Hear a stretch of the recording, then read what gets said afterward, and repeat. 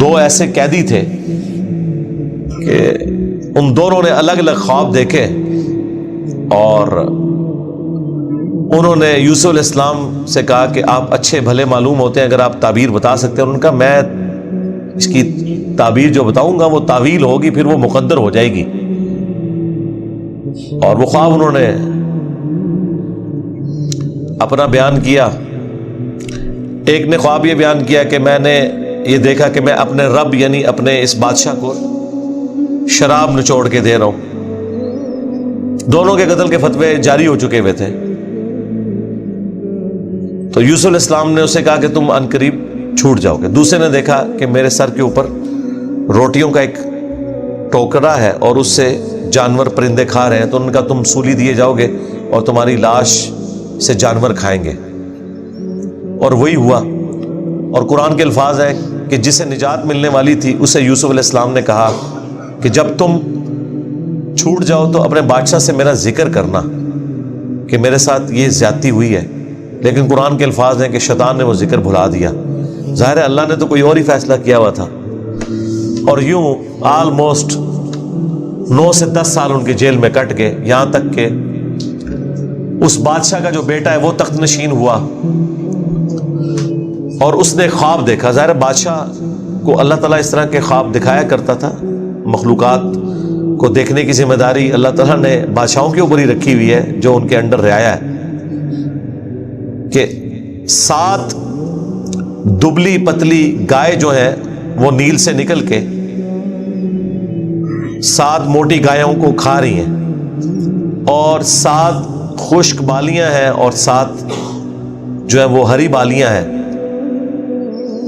اب یہ بڑا ایک ایکسٹراڈنری خواب تھا۔ اس نے اپنے وہ سارے تعبیر بتانے والے بلائے، سب کے سب عاجز آ گئے۔ تو وہ جو چھوٹ چکا تھا ایک قیدی، وہ بادشاہ کا بڑا قریبی تھا جو اسے شراب بنا کے دیتا تھا، اسے یاد آیا کہ ہاں ایک شخص قید میں ہے۔ اور یاد کب آیا؟ دیکھیں 9-10 سال کے بعد۔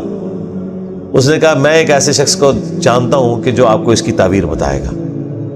تو وہ بادشاہ نے کہا ٹھیک ہے اسے لے آؤ یہاں پہ۔ یوسف علیہ السلام نے تعبیر بتا دی جو باقی معبر نہیں بتا سکے۔ بادشاہ کو بھی لگا یہ تعبیر اسی طریقے سے ہے کہ 7 خوشحالی کے سال آئیں گے اور اس کے بعد 7 سال آئیں گے 7 ایئرز قحط سالی کے، جس میں آپ یہ والا غلہ جو سٹور کیا ہوگا وہ استعمال کریں گے، اور پھر اس کے بعد بارش ہوگی۔ 7 سال تک بارش نہیں ہوگی، اور ان 7 سالوں کے لیے آپ نے اپنی وہ والی گندم سنبھال کے رکھنی ہے جو ان خوشحالی کے 7 سالوں میں خوب پیداوار ہوگی۔ تو بادشاہ نے کہا انہیں بلا کے لاؤ۔ انہوں نے کہا نہیں، پہلے میرا وہ مسئلہ حل کریں جو میرے اوپر الزامات لگا کے ان عورتوں نے اندر کیا۔ پھر بہرحال وہ معاملہ بھی سیٹل ہوا، عورتوں نے مان لیا کہ یوسف علیہ السلام کی کوئی غلطی نہیں تھی۔ پھر یوسف علیہ السلام عزت کے ساتھ لائے گئے بادشاہ کے پاس، اور انہوں نے خود کہا کہ مجھے وزیر خوراک بنا دے، میں امین بھی ہوں اور ان معاملات کو ہینڈل بھی کر سکتا ہوں۔ پھر انہوں نے جس طریقے سے ان معاملات کو ہینڈل کیا اور کہا کہ آپ نے گندم کے دانوں کو بالیوں سے باہر نہیں نکالنا، یہ سٹوریج کا طریقہ بھی یوسف علیہ السلام کو اللہ تعالیٰ نے سکھایا۔ یوں گندم خراب نہیں ہوتی، سال ہر سال آپ استعمال کر سکتے ہیں۔ آج بھی گندم اسی طریقے سے سٹور ہوتی ہے۔ اب وہ قحط سالی صرف مصر تک نہیں تھی، شام تک بھی پھیل چکی تھی، اور وہی بھائی بالآخر گندم کی تلاش میں مصر آئے۔ انہیں تو پتہ ہی نہیں تھا کہ ان کا بھائی یہاں کا بے تاج بادشاہ بن چکا ہے۔ یوسف علیہ السلام نے انہیں پہچان لیا۔ ان تو سوچے نہیں تھا کہ یہ سب کچھ ہوا، کوئی اس وقت انٹرنیٹ کوئی اس طرح کی تو چیز ہے ہی نہیں تھی۔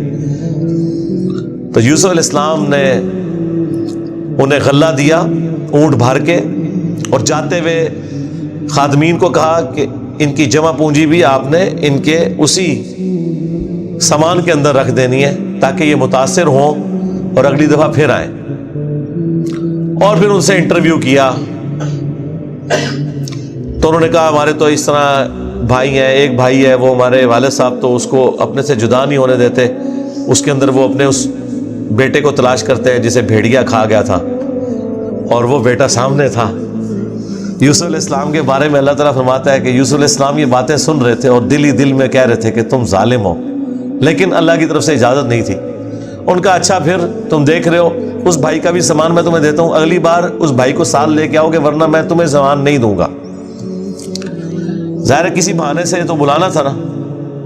اور واپس جب پہنچے انہوں نے دیکھا یہ تو اتنا فیاض بادشاہ ہے، اس نے تو ہماری وہ جمع پونجی جو بھی تھا، کوئی کاٹن لے کے گئے تھے، اس وقت تو بارٹر سسٹم ہوتا تھا نا، وہ واپس کر دی ہے. تو اپنے والد سے کہا کہ آپ اپنا وہ بیٹا بھی بھیجیں، وہ تو بڑا اچھا بادشاہ ہے. تو ان کا نا ایک دفعہ تم اسی کے بھائی کو لے گئے تھے، وہ واپس نہیں آیا، اس کو تو میں اب الگ نہیں کروں گا.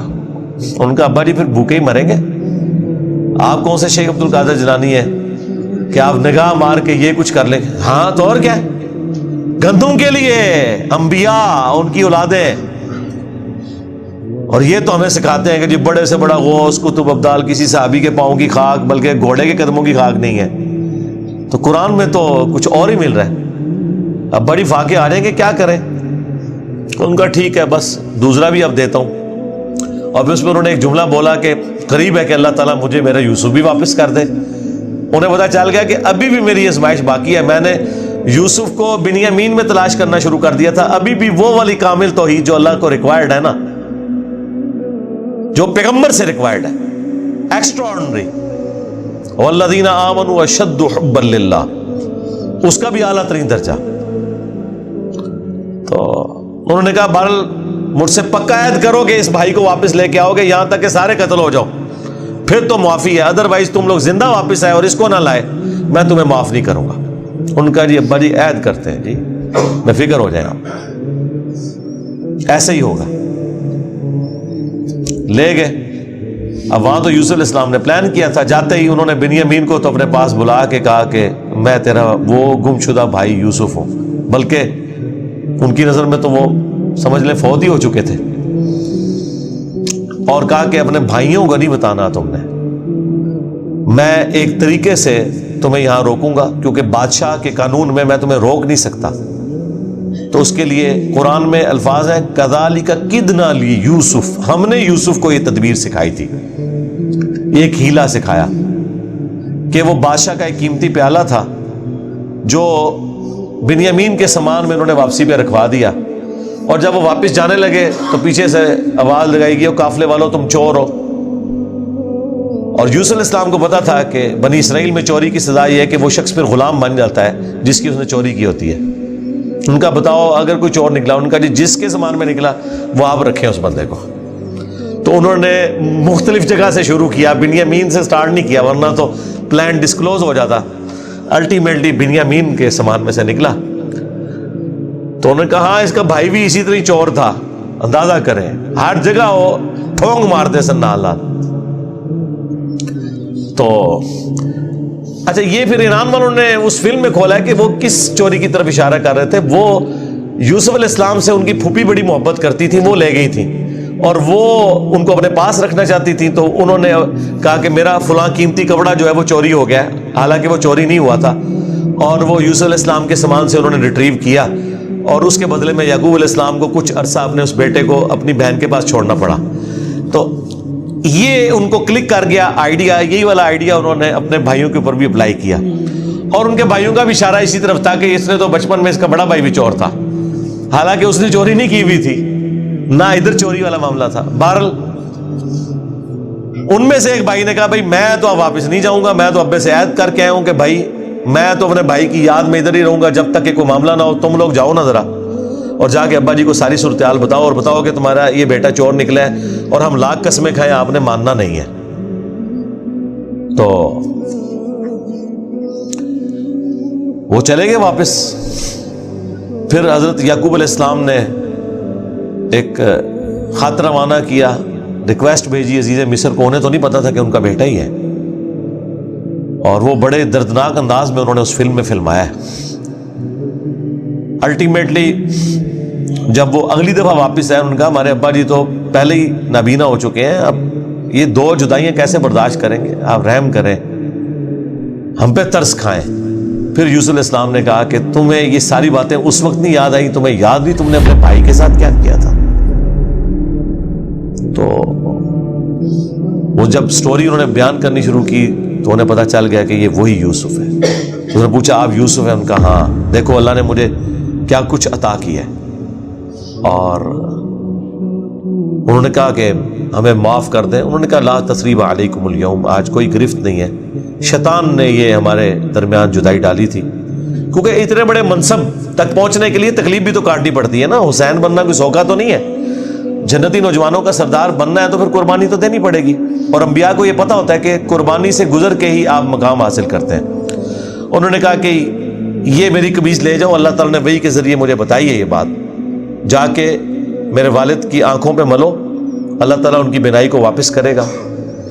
اور یوں وہاں سے ایک قاصد نکلا، وہ کرتا لے کے یوسف علیہ السلام کا. قرآن کے الفاظ ہیں، حضرت یعقوب علیہ السلام کہتے ہیں کہ اگر تم مجھے مفند نہ سمجھو، ہوئی المحند اور المفند، قرآن میں الفاظ ہیں یہ، یعنی یہ نہ سمجھو کہ میرا دماغ سٹھیا گیا ہے، تو مجھے تو یوسف کی خوشبو آ رہی ہے. اچھا یوسف کی خوشبو اس وقت نہیں آئی جب وہ بک کے جا رہے تھے، کیونکہ اللہ تعالیٰ نے پردہ ڈالا تھا. ادھر اللہ نے یوسف کی خوشبو، بہرحال وہی بشارت لے کے آیا، آنکھوں کو لگائی، بینائی واپس آ گئی، اور ساتھ خط آیا کہ اب آپ واپس آئیں، یہاں پہ میرے پاس آ جائیں اور بنی اسرائیل کو شفٹ کریں. وہ سارے ود فیملی وہاں شفٹ ہوئے. وہاں یوسف علیہ السلام آل نال تھے، انہوں نے ایک قطعہ زمین ان کو دیا، اور یوں بنی اسرائیل وہاں پہ آباد ہو گئے. اور پھر حکومتی لیول پہ رہے، یہاں تک کہ وہاں پہ ایک نیشنل موومنٹ غالب آئی اور ان کو غلام بنا لیا گیا، جو کسی زمانے میں بادشاہت انجوائے کر رہے تھے. اور پھر ان غلاموں میں اللہ تعالیٰ نے حضرت موسیٰ علیہ السلام کو مبعوث کیا اور فرعونیوں سے نجات دلوائی، ایک منجی اور ہادی بنا کے. اور پھر وہ جاتے ہوئے المستدل الحاکم میں آتا ہے، یوسف علیہ السلام نے وصیت کی تھی کہ جب کبھی بنی اسرائیل یہاں سے شفٹ ہو تو میری لاش بھی لے جانی ہے. پھر وہ لاش بھی لے گئے، اس پہ میری تفصیلی ویڈیو ریکارڈ ہے، آپ یوٹیوب پہ دیکھ سکتے ہیں. یہ پورے کا پورا ایک معاملہ تھا. اور پھر وہ آخر میں وہی ہوا کہ سجدہ تعظیمی کیا یوسف علیہ السلام کو ان کے بھائیوں نے اور ماں باپ نے. ان زمانوں میں سجدہ تعظیمی جائز تھا، جس طرح کہ آدم علیہ السلام کو فرشتوں نے کیا، اور اس امت میں حرام ہو گیا. ابو داؤد میں اور ترمذی میں حدیث ہے کہ اگر میں سجدہ تعظیمی جائز سمجھتا تو بیویوں سے کہتا کہ اپنے خامدوں کو کریں اس حق کے سبب. ابو داؤد میں تو الفاظ ہیں، ایک صحابی نے حضور کو سجدہ کیا، آپ نے فرمایا سر اٹھا کیا کر رہے ہیں؟ جب میں فوت ہو جاؤں گا تم میری قبر سے گزرو گے تو کیا مجھے سجدہ کرو گے؟ انہوں نے کہا نہیں یا رسول اللہ. فرمایا مجھے کیوں سجدہ کر رہا ہوں؟ اگر میں سجدہ جائز سمجھتا تو بیویوں سے کہتا کہ اپنے خامدوں کو کریں. اور یہ سجدہ تعظیمی، سجدہ عبادت ہمیشہ سے اللہ کے لیے رہا ہے. جبرائیل علیہ السلام نے حضرت آدم کو سجدہ عبادت نہیں کیا، سجدہ تعظیمی تھا. ان زمانوں میں ٹو باؤ ڈاؤن بھی ہوتا تھا، جھکا بھی جاتا تھا. ہمارے نبی علیہ السلام پر اللہ تعالیٰ نے جو ختم نبوت فرمائی تو توحید بھی ایسی کامل کی ہے کہ اب یہ سب کے سب معاملات ختم. ختم نبوت کی برکت سے کشف، الہام، یہ سب کچھ ختم غیر نبی کے اوپر، سوائے بخاری مسلم میں ہے مبشرات، وہ بھی خواب. وہ اللہ کی طرف سے بھی ہو سکتے ہیں، شیطان کی طرف سے بھی ہو سکتے ہیں، نفس کی طرف سے. وہ تو وقت پورا ہوگا تو پتہ چلے گا یہ سچا یا جھوٹا ہے. باقی نبی علیہ السلام نے کہا اب یہ نبوت کی خبریں ختم ہو چکی. اگلے زمانوں میں یہ ہوتا تھا، اللہ تعالیٰ غیبی خبریں دیا کرتا تھا غیر انبیاء کو بھی. اور اگلے زمانوں میں یہ بھی تھا کہ سجدہ تعظیمی ہوتا تھا. اللہ تعالیٰ نے توحید بھی اس امت میں کامل کی کہ سجدہ تعظیمی بھی حرام کر دیا، اور اب کسی کے لیے سجدہ نہیں ہے. بل وہ سجدہ کیا تو حضرت یوسف علیہ السلام نے کہا ابا جان یہ دیکھ لیں، یہ تعبیر ہے میرے اس خواب کی جو میں نے وہ بچپن میں دیکھا تھا.